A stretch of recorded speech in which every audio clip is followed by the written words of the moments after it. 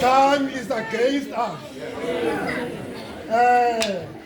Sombawo.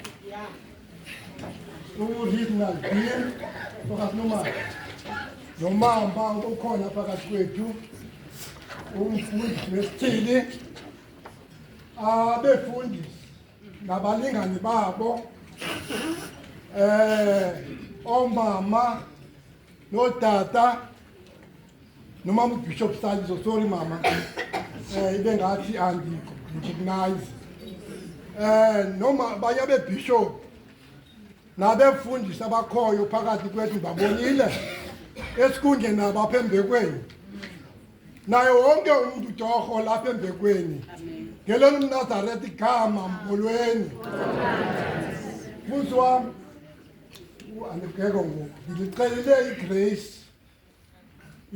until 1:30 because ndibona uba kusekude phambili. So i-undertaker ke indinikile elo thuba kodwa at 12:30 ndiyacela sibe siyaphuma apha. Enye elandelayo torho mandingxengxeze oko ndibhizi kule veki kusweleke apha nakhona umamfenekazi oswelekileyo omnye besimngcwaba izolo kwamamfene.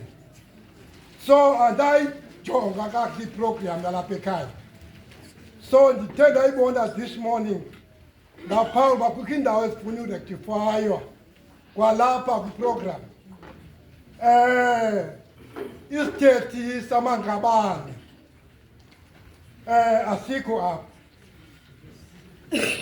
Ndiye ndayixelela mandicela uxolo loo kuba kaloku umama ngumamgabane. Ayiba ngathi thina mamfene ngoku amangqabane asiwaboni. Ndiyile ke kumama walapha kumangqabane omdala ndathetha naye ekuseni and then ke wathi ke ngoku no ayongxaki asesiyeka because banonye umphihlo abanawo namhlanje wamangqabane nabo. So ootata balapha kumangqabane babhizi phaa. Ndizama ukuthi ke ndiyangqengqeza ngaloo nto because into encinci yonakalisa ngayithatha uba incinci into kanti konakale. Singosathi ke sithi ngxele kuloo ndawo bantwana bakaThixo. Mandibuye ke ndingene ngesithi inkosikazi andinalungelo lokutsho. Uba mhlawumbi ebemncinci noko beza ngenkosikazi ngenxa ke iminyaka nembeko. Umama Mgabane elulekile ndawo ngumolokazana wasemamfeneni. Umyeni wakhe notata ozala mna bayazi abantu basewela intona balapha babemanyele lo mhlobo bexesa ifemeli yakwaNdoza nakaBhongo bebanye obala khona ibisenziwe ekhaya ingenziwanga utata uhlathi. Bayazi abantwana bakhe ebesithi xa ethetha utata athi hamba yobiza uMamgabane uba kukho into phaa endlini aza apha emamfeneni. Simazi ke engumama wasemamfeneni lo uleli kule ndawo bantwana bakathi enguMamgabane yena ndiyamazi umamakhe.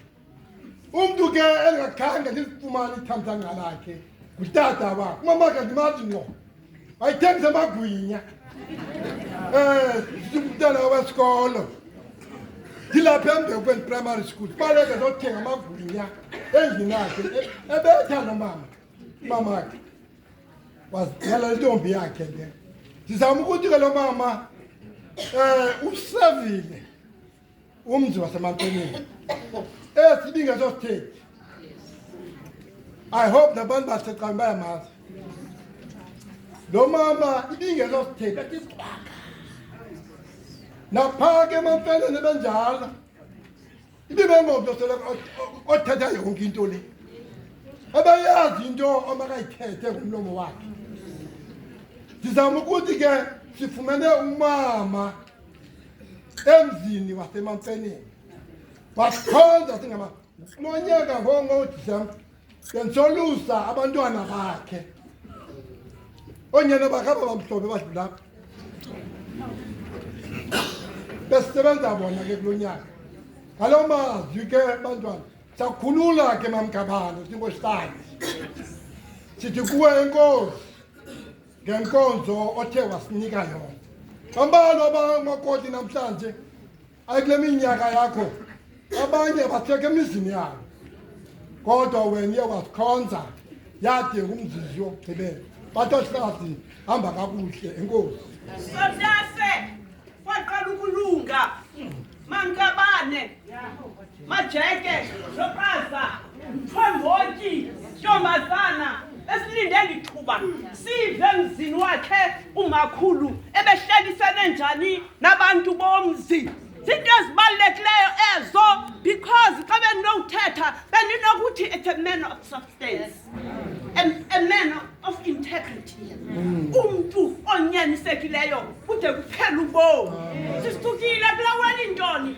ndandisayintonjana encinci ndisahamba kancinci singabantwana bathandathu ekhaya singena kumakhulu singena emankabaneni umamami ebemntombi umtshana wasemankabaneni konoqazo komthwembotyi ndiyeva apha ke kuthethwa ke ngabantu basemzini oojambase oolisa abantu endinegugu ngabo ngoba umakhulu behlukanyisiwe pha ehleli kamandi ehleli bokuphila kamandi nobulumko ndivile sigqeba ndivile bantu benkonzo ndivile zincebi ezikhoyo kule ndawo ndamamela